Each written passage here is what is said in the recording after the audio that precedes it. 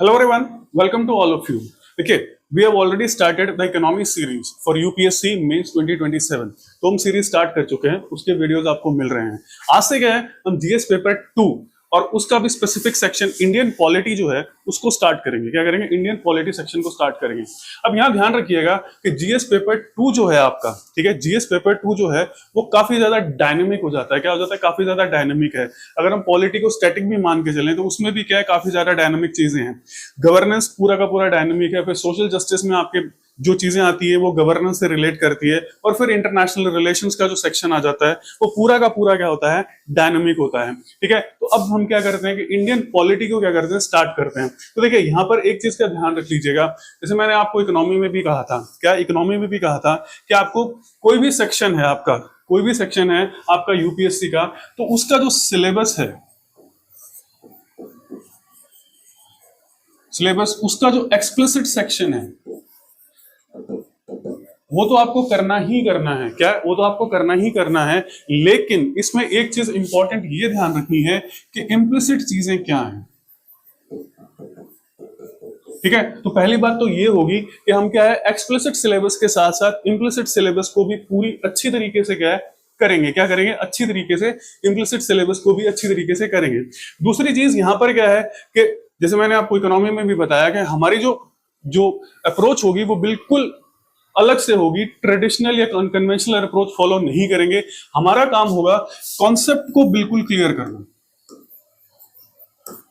जो भी कॉन्सेप्ट हमारे सामने दिया गया है उसको हम क्या है, थ्रेड ब्रेक क्लियर करेंगे बिल्कुल जीरो लेवल से। ठीक है, तो उस कंडीशन में हम स्टार्टिंग में क्या है, कोई डेफिनेशन नहीं यूज करेंगे, कोई नहीं यूज करेंगे कि बुक में क्या लिखा हुआ है, किस तरह से लिखा हुआ है, आईएमएफ ने क्या लिखा है, वर्ल्ड बैंक ने क्या लिखा है, गवर्नमेंट इंडिया क्या लिखती है, कोई रिपोर्ट क्या लिखती है। That is not important. Important ये है कि आप कॉन्सेप्ट को पूरी तरीके से क्लियर करते हैं या नहीं करते हैं। वो कॉन्सेप्ट हमें अच्छी तरीके से क्या है, समझ में आना चाहिए। तो जब तक हमें कॉन्सेप्ट समझ में नहीं आएगा तब तक आप आंसर नहीं लिख पाएंगे, क्योंकि वहां पर क्या रटा रटा आंसर काम नहीं करता आपके पास में। और दूसरी चीज, जब मेंस के एग्जामिनेशन की बारी आती है तो आपके पास में सोचने का बिल्कुल भी टाइम नहीं है। ठीक है, आपको स्टार्टिंग से स्क्रिबलिंग करनी पड़ेगी। क्या करनी पड़ेगी? स्क्रिबलिंग करनी पड़ेगी। तो वहां पर अगर आपका कॉन्सेप्ट क्लियर है तो रिकॉल करने में क्या होता है, बहुत ईजी रह जाता है। रिकॉल करने में बहुत ईजी होता है। दूसरी चीज मैं आपको एक बता दूं, जैसे मैंने इकोनॉमिक्स में भी कहा था कि आपको जो जो सेक्शंस हम कवर करते जाएंगे, क्या है, जैसे जैसे हम सेक्शंस कवर करते जाएंगे तो उनकी एक चीज का ध्यान रखिएगा, आपको एनसीईआरटी की कोई जरूरत नहीं है। ठीक है, उनकी एनसीईआरटी आप छोड़ दीजिएगा, क्योंकि हम एनसीईआरटी को साथ के साथ क्या है, कवर कर लेंगे। जो आपको कंटेंट मिलेगा या जो हम वीडियोस बनाएंगे तो उसके अंदर क्या होगा, एनसीईआरटी आपकी कवर हो जाएगी। जैसे यहां पर क्या है कि पॉलिटी में क्या कहा जाता है कि आप 11th 12th की एनसीईआरटी करिए। ठीक है, 11th 12th की क्या है, आप एनसीईआरटी करिए। क्या एनसीईआरटी करिए, तो आपको ये करने की जरूरत नहीं है, आप इसकी तरफ देखिएगा भी मत। ठीक है, तो आपको सारी चीजें जो भी होंगी वो सारी की सारी चीजें क्या है, कंटेंट में और उसके अंदर अवेलेबल हो जाएंगी। दूसरी चीज, एक इंपॉर्टेंट चीज ये होती है कि जब हम पॉलिटी की बात कर रहे हैं, अगर पॉलिटी की बात कर रहे हैं तो ध्यान रखिएगा कि ये जो चीज है, ठीक है, ये जो बुक है, ठीक है, ये आपको बिल्कुल भी नहीं करनी है। ठीक है, बेयर एक्ट की तरफ आपको देखना भी नहीं है। क्लियर है? बेयर एक्ट की तरफ आप देखेंगे तो मींस अपने आप को कंफ्यूज करने वाली बात हो जाएगी। ठीक है, बेयर एक्ट यूज करने का काम हमारा होता है, जो मेंटर्स होते हैं उनका काम होता है, तो वो बेयर एक्ट यूज करेंगे। आपको बेयर एक्ट बिल्कुल भी नहीं यूज करना है। You don't have to use bare act. ठीक है, तो उसके लिए क्या है कि अभी जो अवेलेबल बुक मार्केट में जो है, जो बेस्ट बुक है अवेलेबल, जो आपके कॉन्सेप्ट्स को पूरी तरीके से क्लियर करती है, तो आप इसको यूज कर सकते हैं। ठीक है, you can use this book. ये बुक आप यूज कर सकते हैं। ये आपके बेस को क्या करती है, क्लियर करती है, अच्छी तरीके से क्लियर करती है। आपको बेयर एक्ट नहीं पढ़ना है। जो जो चीजें हम करते जाएंगे उसके अंदर आपको एक एक एक एक चीज क्या है बताई जाएगी, और बेयर एक्ट को सपोर्ट, बेयर एक्ट का सपोर्ट लिया जाएगा कि भी बेयर एक्ट अगर कोई मान लो कंफ्यूजन किसी बुक में है या किसी कॉन्सेप्ट में है तो वो बेयर एक्ट से क्या क्लैरिफाई किया जाएगा। But you don't have to go with bare act. आपको बेयर एक्ट पढ़ने की जरूरत नहीं है। ठीक है, अब बात कर लेते हैं कि जो जीएस पेपर 2 है, ठीक है, जिसके हम जीएस पेपर 2 की बात कर रहे हैं। क्लियर? वैसे तो हम पॉलिटी स्टार्ट कर रहे हैं, पर जीएस पेपर 2 के अंदर एक चीज का ध्यान रखिएगा कि जीएस पेपर 2 जो है वो, जिसमें आप पॉलिटी पढ़ रहे हैं, जिसमें आप गवर्नेंस पढ़ रहे हैं,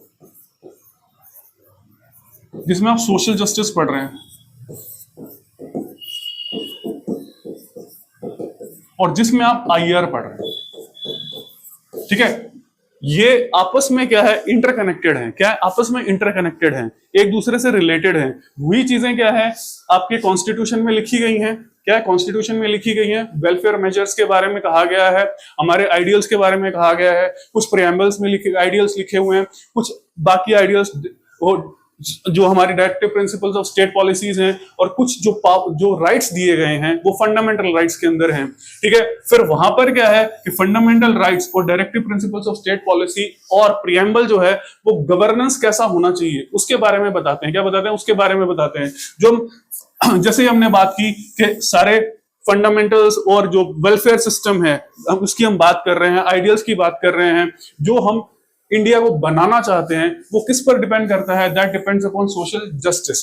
ठीक है, और उसी से रिलेट करके क्या चीजें आ जाती है, इंटरनेशनल रिलेशंस के अंदर चीजें आ जाती हैं। तो ये चीजें आपको क्या है, इंटरकनेक्टेडली काम करनी है। और यहां पर एक चीज का ध्यान रखिएगा कि करंट के अंदर आपको सिर्फ वही चीजें लेनी है जो आपके लिए रेलेवेंट हो। क्या है? रेलेवेंट हो। आप ये मतलब मत सोच लीजिएगा कि आपको रोज की रोज क्या एडिटोरियल्स पढ़ने हैं, रोज की रोज एडिटोरियल्स की अंडरलाइनिंग करनी है, रोज के रोज एडिटोरियल्स के नोट्स बनाने हैं। नहीं, आपको सिर्फ वही रेलेवेंस चीजें लेनी है जो आपके सिलेबस से रिलेट कर रही है और एग्जामिनेशन से रिलेट कर रही है। और हम ये सोच के लेंगे कि भी 2027 में वो किस तरह से पूछी जा सकती है। क्या 2027 में वो किस तरह से पूछी जा सकती है? मान लीजिए को 50 आर्टिकल्स आ रहे हैं तो मुश्किल से 5 आर्टिकल्स उसमें से क्या है आपके काम के होंगे। ठीक है, आपके काम के होंगे। तो ये तो इंटरकनेक्टिविटी यहां हो गई।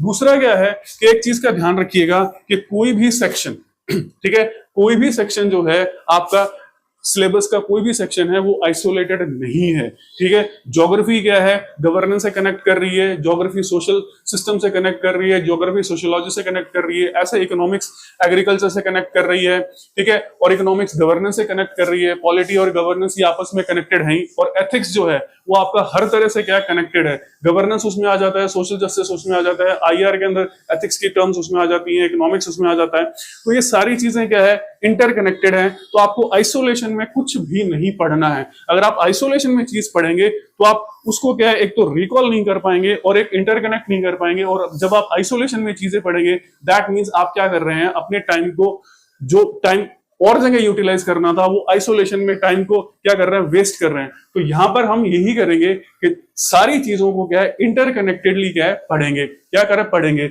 और दूसरी चीज, we will start from very zero level. ठीक है, बिल्कुल जीरो लेवल से शुरू करके हम अपनी आगे की चीजों को क्या है करेंगे। ठीक है, तो अब हम बात कर लेते हैं इंडियन पॉलिटी के बारे में।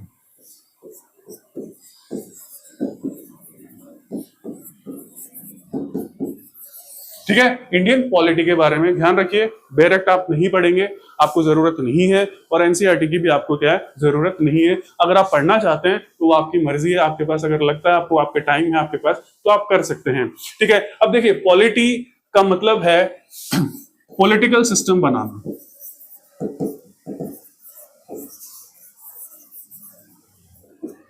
ठीक है, पॉलिटिकल सिस्टम को क्रिएट करना। कि पॉलिटिकल सिस्टम, अब सबसे बड़ा क्वेश्चन ये आ जाता है कि पॉलिटिकल सिस्टम आता कहां से है, कौन सी ऐसी चीज है जो आपको पॉलिटिकल सिस्टम दे रही है। तो सबसे पहली चीज, जब भी आप पॉलिटी पढ़ते हैं तो सबसे पहले बात करते हैं कॉन्स्टिट्यूशन की। ठीक है, सबसे पहले आप बात क्या करते हैं, कॉन्स्टिट्यूशन की बात करते हैं। ठीक है, अब कॉन्स्टिट्यूशन के कई मतलब होते हैं, क्या है, कई सारे मीनिंग्स होते हैं कॉन्स्टिट्यूशन के। पर जब हम यहां जो बात कर रहे हैं वो ये कर रहे हैं कि ऐसा रूल्स एंड रेगुलेशन का फ्रेमवर्क।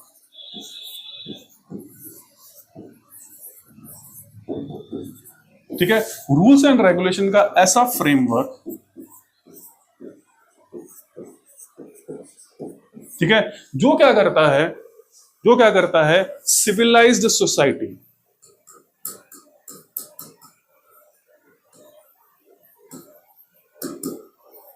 ठीक है, सिविलाइज्ड सोसाइटी को क्या करेगा, क्रिएट करेगा। क्या करेगा, सिविलाइज्ड सोसाइटी को क्या करेगा, क्रिएट करेगा। मींस कॉन्स्टिट्यूशन का काम क्या है, what is the work of constitution. Constitution का वर्क, काम ये है कि एनार्की जो है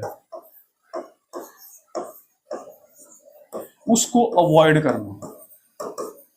ठीक है, जिसको हम जंगल राज कह देते हैं, ठीक है, बनाना रिपब्लिक कह देते हैं, वो चीजें कह देते हैं। तो ये ध्यान रखिएगा कि कॉन्स्टिट्यूशन का सबसे बड़ा जो एम होता है वो एक सिविलाइज सोसाइटी बनाना और एनार्की अवॉइड करना। तो सिविलाइज सोसाइटी का मतलब ही यही होता है कि एनार्की को क्या कर रहे हैं आप, अवॉइड कर रहे हैं, you are avoiding the anarchy. ठीक है, तो अब यहां पे क्वेश्चन ये उठता है कि कॉन्स्टिट्यूशन जो है वो करेगा कैसे, खुद तो करता नहीं है। ठीक है, कॉन्स्टिट्यूशन खुद तो करता नहीं है, कॉन्स्टिट्यूशन एक रूल्स एंड रेगुलेशन का फ्रेमवर्क है, तो रूल्स रेगुलेशन खुद तो आएंगे नहीं करने के लिए, तो वो क्या करते हैं, सिस्टम्स को क्रिएट करते हैं। ठीक है, वो क्या करते हैं, सिस्टम्स को क्रिएट करते हैं। ठीक है, तो कॉन्स्टिट्यूशन से कुछ सिस्टम्स निकल कर आते हैं, क्या आते हैं, सिस्टम्स निकल कर आते हैं। तो वो क्या करेगा, ठीक है, उनसे सारा का सारा क्या है, सिविलाइज एक मैकेनिज्म क्रिएट होता है जिससे जहां भी एनार्की होगी, क्या जहां भी एनार्की होगी वहां पर एक ऊपर एक मैकेनिज्म होगा जो उस एनार्की को क्या करेगा, रेजिस्ट करेगा। और अगर जरूरत से ज्यादा एनार्की होगी तो वो एनार्की के अगेंस्ट भी क्या है, अपना काम करता है। क्या करता है, एनार्की के अगेंस्ट भी अपना काम करता है। ठीक है, तो अब यहां ध्यान रखिएगा, तो ये चीज पहली बात तो होगी सिस्टम्स का क्रिएशन करना। क्या करना, सिस्टम्स का क्रिएशन करना। तो 3 तरह के सिस्टम्स हैं, इसको हम थोड़ा बाद में पढ़ेंगे, हम पहले देख लेते हैं कि ये सिस्टम्स क्या है। तो कॉन्स्टिट्यूशन से क्या है, विंग्स गवर्नमेंट बनती है। क्या बनाता है, गवर्नमेंट बनाता है। ठीक है, कॉन्स्टिट्यूशन से क्या है, गवर्नमेंट बनती है। और गवर्नमेंट क्या है, डिफरेंट डिफरेंट विंग्स में डिवाइडेड होती है। क्या होती है, डिफरेंट डिफरेंट विंग्स में डिवाइडेड होती है। और हमारे कॉन्स्टिट्यूशन की हम बात कर रहे हैं तो यहां पे सबसे पहले आ जाता है आपके पास में लेजिस्लेचर। ठीक है, फिर आता है एग्जीक्यूटिव, फिर आपके पास में आ जाता है जुडिशरी।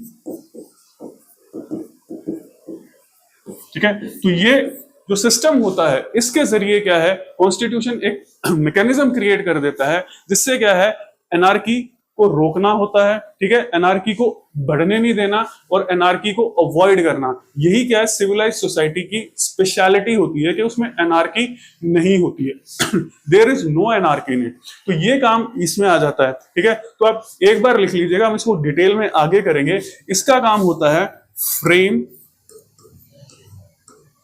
लॉ। ठीक है, लॉ को बनाना के। ठीक है, तो सबसे पहला काम क्या है, लॉ को बनाना। मींस पब्लिक पर आप लागू क्या करेंगे, क्या करेंगे, पब्लिक पर आप लागू क्या करेंगे। क्योंकि ध्यान रखिएगा कि कॉन्स्टिट्यूशन जो होता है या पॉलिटिकल सिस्टम जो होता है उसके अंदर 4 इंपॉर्टेंट चीजें होती है। ठीक है, 4 इंपॉर्टेंट चीजें होती है। एक तो होती है जिसको हम किंग कहते हैं, जिसको हमने कह दिया गवर्नमेंट। क्या कह दिया, गवर्नमेंट कह दिया। ठीक है, गवर्नमेंट कह दिया। दूसरा इसमें क्या होती है, पब्लिक होती है। क्या होती है, पब्लिक होती है। ठीक है, जो जिसको प्रजा बोल देते हैं, क्या बोल देते हैं, प्रजा बोल देते हैं। तीसरा इसके अंदर आ जाता है आपके पास में टेरिटरी होती है, कि एक ज्योग्राफिकल एरिया होता है। क्या होता है, ज्योग्राफिकल एरिया होता है। इसको स्टेट कह रहे हैं हम, क्या एक ज्योग्राफिकल एरिया होता है। और फोर्थ जो इंपॉर्टेंट चीज होती है वो होती है उसकी सॉवरेनिटी, यानी सारे पावर्स इन्हीं के हाथ में होते हैं। क्या होता है, इन्हीं के हाथ में होते हैं। तो पहले किंग हुआ करता था, आजकल क्या है, गवर्नमेंट होती है। ठीक है, इसको ज्यादा आपको करना नहीं है, बस इतना ध्यान रखना है कि भी किस तरह से क्रिएशन होता है। ठीक है, तो वो चीज आ जाती है। तो यहां से क्या है कि लॉ बनाना, वही लॉ लागू होगा जो लेजिस्लेचर बनाएगी। क्या, लेजिस्लेचर बनाएगी। एग्जीक्यूटिव का काम होता है इंप्लीमेंट। ठीक है, इंप्लीमेंट द लॉ। ठीक है, ये हम सिर्फ क्या सरफेशियल देख रहे हैं, सुपरफिशियली, डिटेल में हम आगे बात करेंगे। ठीक है, और जुडिशरी का काम होता है इसको रिव्यू करना।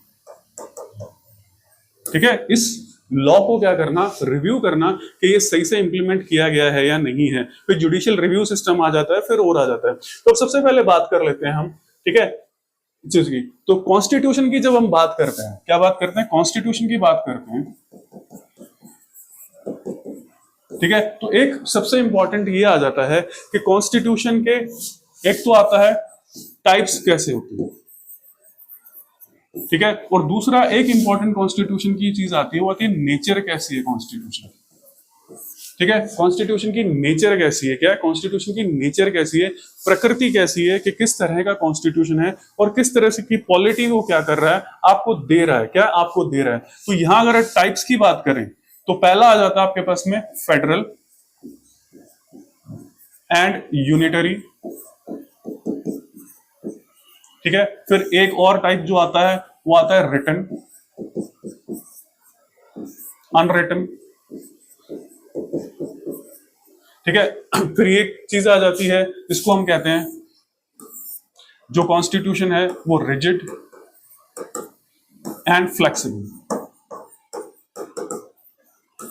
ठीक है, रिजिड एंड फ्लेक्सिबल, ठीक है। अब यहां एक चीज का ध्यान रखिएगा कि कॉन्स्टिट्यूशन जो होता है एक स्पेसिफिक टाइम में बनाया जाता है, क्या एक स्पेसिफिक टाइम में बनाया जाता है, तो उस टाइम क्या है, एक कॉन्स्टिट्यूशन क्रिएट किया जाता है।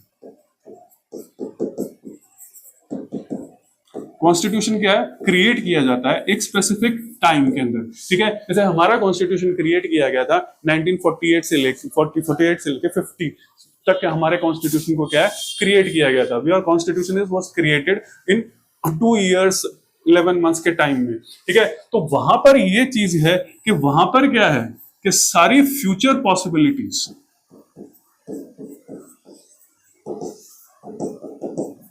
ठीक है, सारी फ्यूचर पॉसिबिलिटीज को प्रिडिक्ट नहीं किया जा सकता कि फ्यूचर में क्या होगा, ठीक है, कि फ्यूचर में किस तरह की जरूरत पड़ेगी, पब्लिक कैसे बढ़ेगी, वेलफेयर की कितनी जरूरत पड़ेगी, क्या नेचुरल कैलामिटीज आ जाएंगी, क्या होगा और चीज होगा। तो कॉन्स्टिट्यूशन क्या करता है कि एक यहां पर क्या है, एक स्ट्रिक्ट फ्रेमवर्क बना देता है, क्या है, एक स्ट्रिक्ट फ्रेमवर्क बना देता है, और फिर ये कह देता है कि ठीक है, as per requirement you can amend that, ठीक है। आप उसे क्या कर सकते हैं, अमेंड भी कर सकते हैं अगर आपको जरूरत पड़े तो। इफ नीडेड आप मुझे कॉन्स्टिट्यूशन को अमेंड भी कर सकते हैं, तो उसका मैकेनिज्म भी क्या है, कॉन्स्टिट्यूशन देता है, ठीक है। तो पहली बात तो ये होगी कि कॉन्स्टिट्यूशन इज ए लिविंग, इसीलिए से कहा जाता है constitution is a living document, कि भाई कॉन्स्टिट्यूशन ने क्या किया, अमेंडमेंट आप कॉन्स्टिट्यूशन में कर सकते हो। दूसरी एक चीज आती है, वो ये आती है कि हर तरह के लॉ को कॉन्स्टिट्यूशन प्रेडिक्ट नहीं कर सकता, ठीक है। हर तरह के लॉ को कॉन्स्टिट्यूशन उस समय प्रेडिक्ट नहीं कर सकता कि हमें किस तरह के लॉ कब की जरूरत पड़ेगी। जब कॉन्स्टिट्यूशन बना था तो पंचायती राज सिस्टम और जो 73rd और 74th अमेंडमेंट नहीं थे, ठीक है। तो उस कंडीशन में भी क्या होता है कि कभी कभी कॉन्स्टिट्यूशन क्या करता है, एक ब्रॉड फ्रेमवर्क दे देता है,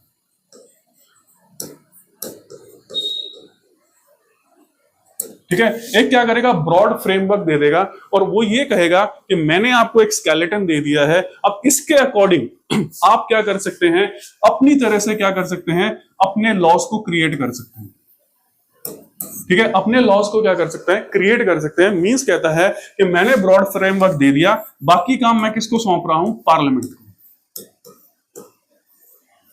ठीक है। बाकी काम मैं किसको सौंप रहा हूं, पार्लियामेंट को सौंप रहा हूं, और पार्लियामेंट क्या करेगी, उसके अंदर जिस तरह से उसे सही लगेगा, एज पर माई गाइडलाइंस, मैंने क्या किया, ब्रॉड गाइडलाइंस दे दी आपको, ठीक है। ब्रॉड गाइडलाइंस मैंने आपको दे दी है, अब उन गाइडलाइंस को आप वायलेट नहीं कर सकते, क्या है, जो गाइडलाइंस हैं उन्हें आप वायलेट नहीं कर सकते, कि उन गाइडलाइंस के अंदर ही क्या कर सकते हैं, आप अपने स्ट्रक्चर को डिफरेंट मोल्ड कर सकते हैं, स्ट्रक्चर में कोई चेंजेस कर सकते हैं। जैसे कोई लॉ है तो उसके अंदर क्या कर सकते हैं, चेंजेस कर सकते हैं। जैसे हमारे पास में क्या है, सिटीजनशिप सिस्टम है, ठीक है। तो सिटीजनशिप सिस्टम पूरा का पूरा क्या है कि वहां नहीं लिखा गया है कॉन्स्टिट्यूशन में, क्या है, सिटीजनशिप पूरा का पूरा कॉन्स्टिट्यूशन में नहीं लिखा गया है। कॉन्स्टिट्यूशन में ब्रॉड गाइडलाइंस बनी हुई है, और उस गाइडलाइंस के अकॉर्डिंग क्या है, पार्लियामेंट को पावर दे दी गई है कि पार्लियामेंट क्या कर सकती है, अपने लॉ बना सकती है as per requirement of citizenship, ठीक है। तो ये आ गया आपके पास में, ध्यान रखिएगा कि यहां से आपको ब्रॉड गाइडलाइंस मिल जाती हैं, और ब्रॉड गाइडलाइंस के अकॉर्डिंग क्या है, फिर वो चीजें आगे आगे जैसे जैसे जरूरत पड़ती है आप उसमें क्या कर सकते हैं, अमेंडमेंट से मॉडिफिकेशंस कर सकते हैं, ठीक है। अब वापस चलते हैं हमारे इसके ऊपर, ठीक है। तो अब सबसे पहली जो चीज आती है वो ये चीज आ जाती है, रिटन एंड अनरिटन। अब देखिए यहां पर ध्यान रखिएगा कि कॉन्सेप्ट जो है आपको बिल्कुल क्लैरिफाइड होना चाहिए, क्या है, किसी भी तरीके का कॉन्सेप्ट क्वेश्चन क्या है, आपसे प्रीलिम्स में पूछा जा सकता है, एनी टाइप ऑफ क्वेश्चन, ठीक है, आपसे प्रीलिम्स में पूछा जा सकता है। तो ये चीजें बिल्कुल क्लैरिफाइड होनी चाहिए कि इनका मतलब क्या होता है, what does this actually means, ठीक है। तो सबसे पहले हम बात कर लेते हैं रिटन एंड अनरिटन की, ठीक है। अब देखिए यहां पर एक चीज ये आ जाती है कि सामने अगर हम वर्ड पढ़ते हैं तो ये लिखा जाता है कि एक ऐसा कॉन्स्टिट्यूशन है जो लिखा गया है, जो पेजेस के अंदर है या किसी के अंदर लिखा गया है, हम बता सकते हैं कि ये कॉन्स्टिट्यूशन है। दूसरा अनरिटन है, जो हवा में है, ठीक है, ऐसा नहीं है। देखिए ये वैक्यूम में नहीं है, this is not in vacuum, ठीक है, this is also in written format. क्या, this is also in written format.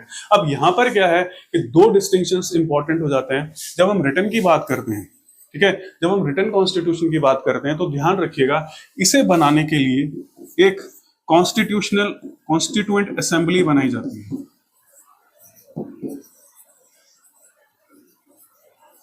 ठीक है, जब कॉन्स्टिट्यूशन को रिटर्न किया जाएगा, ठीक है, तो रिटर्न करने का मतलब है कि रिटर्न चीज, कोई भी चीज आप लिख रहे हैं, कोई बुक लिख रहे हैं, कोई भी डॉक्यूमेंट बना रहे हैं, तो इसका मतलब ये नहीं होता कि आप 100, 200, 300, 400 साल उसको लगा दें डॉक्यूमेंट को लिखने के लिए। क्या है, 100, 200, 300, 400 साल लगा दें डॉक्यूमेंट को लिखने के लिए, ठीक है। तो उसके लिए क्या है, एक स्पेसिफिक टाइम पीरियड होगा और क्या है, किसी स्पेसिफिक कमिटी को, ठीक है, कमिटी को क्या है, ये रिस्पॉन्सिबिलिटी सौंपी जाएगी कि वो क्या करेगी, उस डॉक्यूमेंट को प्रिपेयर करेगी।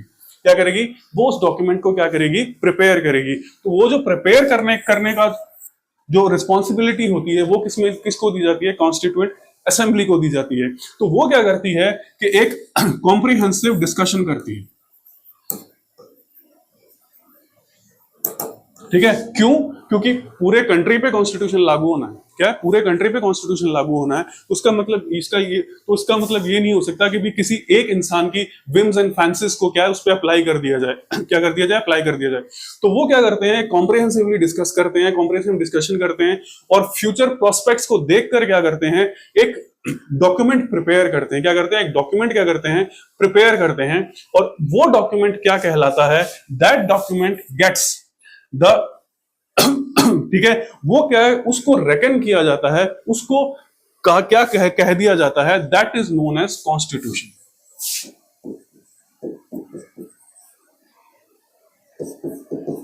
ठीक है, उसको क्या है, कॉन्स्टिट्यूशन की वैलिडिटी मिल जाती है। क्या आ जाती है, वैलिडिटी मिल जाती है।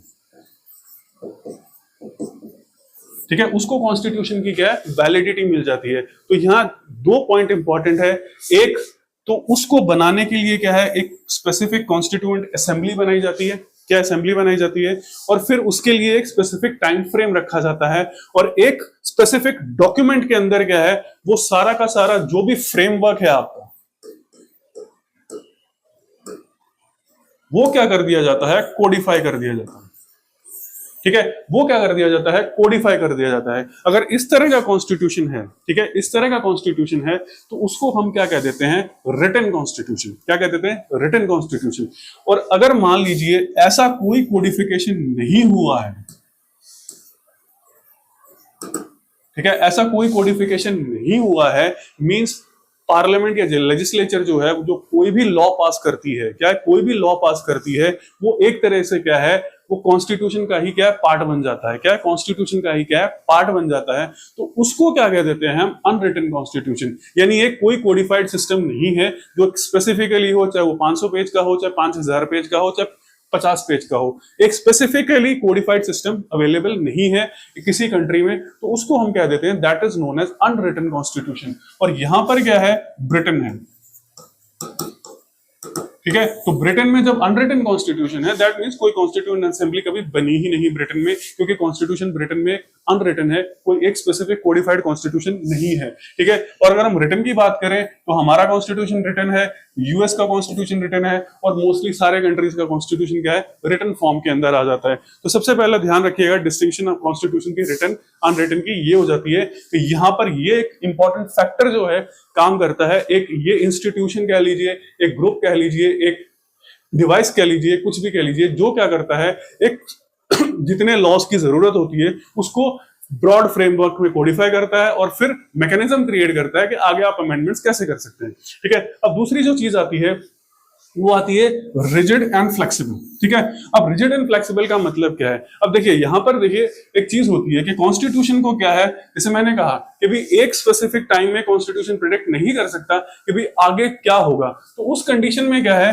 कि अमेंडिंग पावर दी गई है। क्या दी गई है, अमेंडिंग पावर दी गई है। अगर कॉन्स्टिट्यूशन अमेंडिंग पावर दी गई है कॉन्स्टिट्यूशन की, और एक कॉन्स्टिट्यूशन क्या कहता है कि आपको लॉ बनाना, ठीक है, आपको क्या है, लॉ बनाना है। जो आपको मैंने काम दे दिया, क्योंकि आगे लॉ आप ही बनाओगे, क्या है, लॉ आप ही बनाओगे, क्योंकि आगे लॉ की जैसे जैसे जरूरत पड़ेगी वैसे वैसे आप बनाओगे। तो ध्यान रखिए, जब हम फ्लेक्सिबल की बात करते हैं फ्लेक्सिबल की बात करते हैं, तो ये जिसको हम ऑर्डिनरी लॉ कह रहे हैं, और एक जो कॉन्स्टिट्यूशनल अमेंडमेंट लॉ है या एक्ट है, ठीक है, कॉन्स्टिट्यूशन अमेंडमेंट लॉ है या एक्ट है, अगर कोई भी कॉन्स्टिट्यूशन इन दोनों में डिफरेंशिएशन नहीं करता है, मींस जो ordinary law and amendment act, amendment to the constitution, ठीक है, there is no difference in procedure, ठीक है, यानी जैसे आप ऑर्डिनरी लॉ पास कर लेते हैं, वैसे ही अगर आप कॉन्स्टिट्यूशनल अमेंडमेंट एक्ट पास कर सकते हैं, लॉ पास कर सकते हैं, तो ऐसे कॉन्स्टिट्यूशन को हम क्या कह देते हैं, फ्लेक्सिबल, ठीक है, ऐसे कॉन्स्टिट्यूशन हम क्या कह देते हैं, फ्लेक्सिबल। और अगर दोनों में डिफरेंस की जरूरत पड़ती है, यानी यहां पर क्या है, एक स्पेशल प्रोसेस चाहिए, क्या है, अमेंडमेंट के लिए एक स्पेशल प्रोसेस चाहिए, अगर इस तरह से हो, यहां पर एक सिंपल प्रोसेस से और वहां थोड़ा डिफिकल्ट प्रोसेस से हो, इसको हम आगे स्टडी करेंगे। ऑर्डिनरी लॉ से और अमेंडमेंट लॉ में क्या डिफरेंशिएशन हो प्रोसेस को पास करने के लिए, उसको हम क्या कह देते हैं, रिजिड कॉन्स्टिट्यूशन। क्या कहते हैं, रिजिड कॉन्स्टिट्यूशन। तो इसके लिए क्या क्या एग्जांपल दिया जाता है, यूएस, और इसके लिए क्या एग्जांपल दिया जाता है, ब्रिटेन, ठीक है। और इसका कारण भी यही है क्योंकि कॉन्स्टिट्यूशन रिटन नहीं है, क्या कॉन्स्टिट्यूशन रिटन नहीं है, इसलिए उसके ऊपर क्या है, कोई बाउंडेशन भी नहीं है, कि कोई फ्रेमवर्क भी नहीं है कि आप कितनी भी दूर तक क्या है जा सकते हो कॉन्स्टिट्यूशन अमेंड करने के लिए।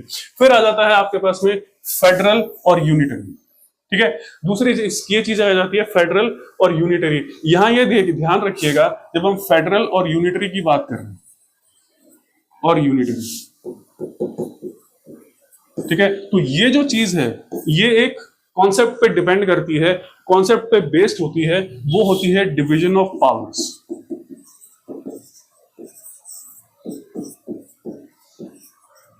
ठीक है। यहां पर ऐसा कोई कॉन्सेप्ट नहीं होता है कि ऐसा कोई कॉन्सेप्ट नहीं होता है।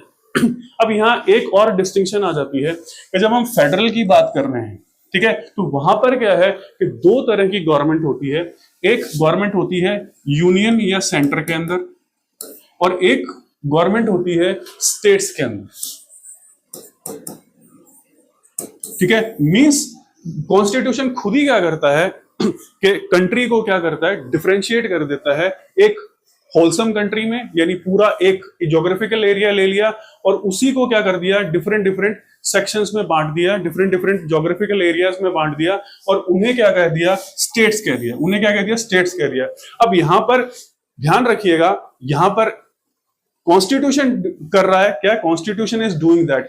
यहां पर ऐसा नहीं है कि यहां पर क्या ये यूनिट्स नहीं होती, ठीक है, ऐसा नहीं है कि यहां पर क्या है ये यूनिट्स नहीं होती हैं, पर यहां पर क्या है, इन यूनिट्स को बनाना और क्रिएट करना और डिस्ट्रॉय करना, ये क्या है, यूनियन के हाथ में होता है, यानी सेंटर के हाथ में होता है। सेंटर क्या कर सकती है, इन्हें क्रिएट भी कर सकती है और इन्हें क्या कर सकती है, डिस्ट्रॉय भी कर सकती है जब मर्जी।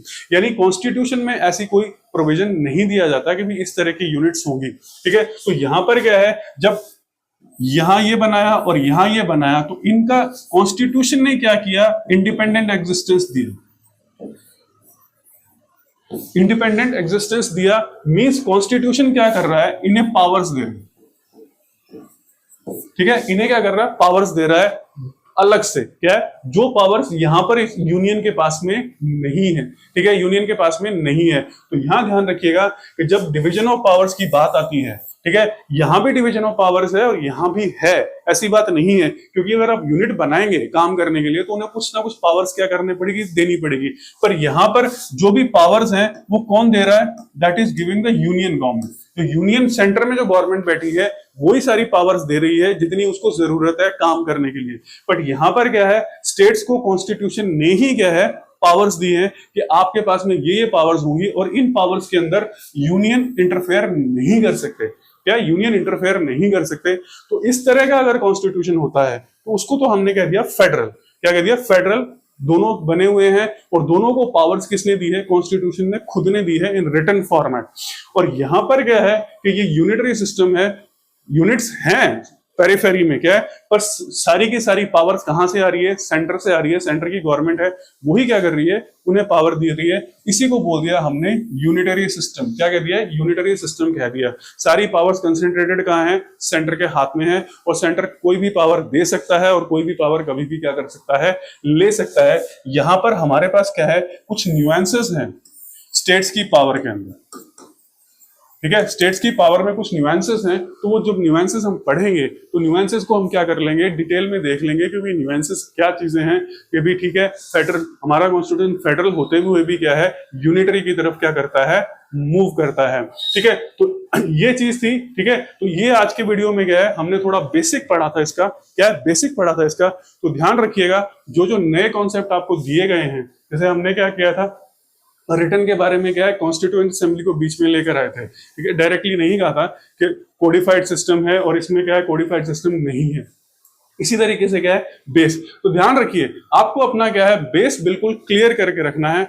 कोई भी कॉन्सेप्ट अगर आपको समझ में नहीं आता है या आप उसको क्रैम करते हैं, तो इसका मतलब आप एग्जाम में रिकॉल नहीं कर पाएंगे जब एग्जाम में आपसे क्वेश्चन पूछा जाएगा। कॉन्सेप्ट को बिल्कुल सिंप्लीफाई कीजिए, बेस लेवल पे, जीरो लेवल से समझिए। और अगर आप समझ जाएंगे तो उसके बाद में आप कोई भी रिसोर्स आपके पास में है, थर्ड पार्टी सोर्स है, जैसे IMF का सोर्स है, वर्ल्ड बैंक का सोर्स है, कोई नीति आयोग की रिपोर्ट है या और है, तो उसको कोट करने में आपको दिक्कत नहीं आएगी। अगर डायरेक्टली आप कोट करेंगे तो उसे एक्सप्लेन नहीं कर पाएंगे, ठीक है। तो आज के पहले वीडियो में हमने क्या है? इन बेसिक चीजों को स्टडी किया। कुछ दिन क्या है? हम बेसिक चीजें स्टडी करेंगे, फिर धीरे धीरे क्या है? कॉन्स्टिट्यूशन के डिफरेंट डिफरेंट पार्ट्स, सेक्शंस को पढ़ेंगे। जैसे प्रियम्बल हो गया आपके पास में, फिर यूनियन एंड स्टेट्स हो गया, फिर सिटीजनशिप हो गया, फिर फंडामेंटल राइट्स आ जाते हैं, फिर directive principles of state policies हैं, फिर फंडामेंटल ड्यूटीज हैं, फिर यूनियन का सेक्शन आ जाता है, एग्जीक्यूटिव, लेजिस्लेचर, जुडिशरी, और ये सारी चीजें आ जाती हैं। तो इन चीजों को क्या हम अच्छी तरीके से पढ़ेंगे, पर हमारा बेस क्लियर करने के बाद इन चीजों को क्या करेंगे? स्टार्ट करेंगे। नाउ वन मोर थिंग, आपको किसी भी तरह की इस जो सीरीज हम स्टार्ट कर चुके हैं, इनके बारे में किसी तरह का कोई भी सजेशन हो तो आप कमेंट बॉक्स में लिख कर क्या कर सकते हैं? भेज सकते हैं। That suggestion will be taken into consideration, क्योंकि अल्टीमेटली क्या है? ये सारी चीजें आपके लिए बनाई जा रही हैं ताकि आपका कॉन्सेप्ट जो हो वो बिल्कुल क्या हो? क्लैरिफाइड हो, ठीक है। तो आज के वीडियो में इतना ही, मिलेंगे नेक्स्ट वीडियो में। इस कॉन्सेप्ट को, इनको क्या आगे की तरफ, आगे क्या स्टडी करेंगे। So thank you for watching the video.